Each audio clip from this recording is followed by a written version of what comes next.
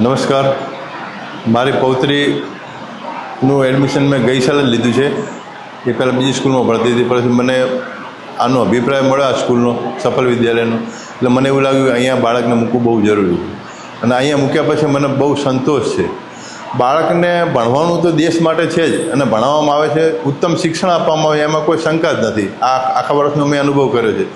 પણ આપણી ભારતીય સંસ્કૃતિને અનુરૂપ ગીતાના વિચારો, આધ્યાત્મિક વિચારો ઉપરાંત આપણી સંસ્કૃતિને બહુ મહત્ત્વ આપવામાં. એક નાનકડી બાબત હું કહીશ કે જમતી વખતે બાળકે અમુક પ્રકારના શ્લોકો બોલવા પડે છે. એ બોલતા શીખવાડવાનું કારણ મેઇન વસ્તુ એ છે કે પશુ અને માણસની અંદર શું ફરક છે. પશુ તો ગમે ત્યારે ગમે તે વસ્તુ ખાઈ લેશે. જ્યારે માણસને પોતાને ખબર પડે કે ભગવાન મારું અન્ન પચાવે છે, તો એ અન્ન પચાવતા પહેલાં મારે ભગવાનને કૃતજ્ઞતાપૂર્વક યાદ કરવા જોઈએ, અને એના માટે એને શ્લોક બોલાવવામાં આવે છે. એ બાળકના ઘડતરમાં બહુ મોટું એટમ બોમ્બ જેવી બાબત થવાની મને એવું લાગે છે.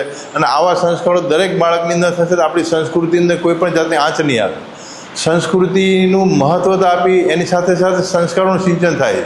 શિસ્તબદ્ધ બાળકો હું જોઉં છું, દરરોજ બેબીને લેવા મૂકવા હું આવું છું તો જોઉં છું દરેક બાળકો શિસ્તમાં જોવા મળે. અને સ્ટાફનું પણ એટલું પોઝિટિવ આપણા જોડે વર્તન હોય છે કે આપણને એવું ન લાગે કે આ મળવું કે ન મળવું, કે કહેવું કે ના, કે કોઈ બી બાબત ગમે ત્યારે અમે કહી શકીએ છીએ. એનો મને બહુ આનંદ થાય છે. બાળકની ઘેર પણ અમે એનું જેનું વર્તન જોઈએ છીએ, સારું લાગે છે.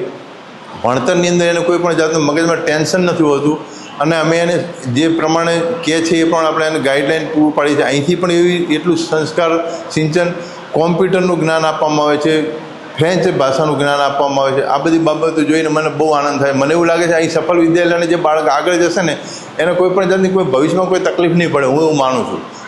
બહુ સરસ રીતે બાળક તૈયાર થશે. નમસ્કાર, થેન્ક યુ.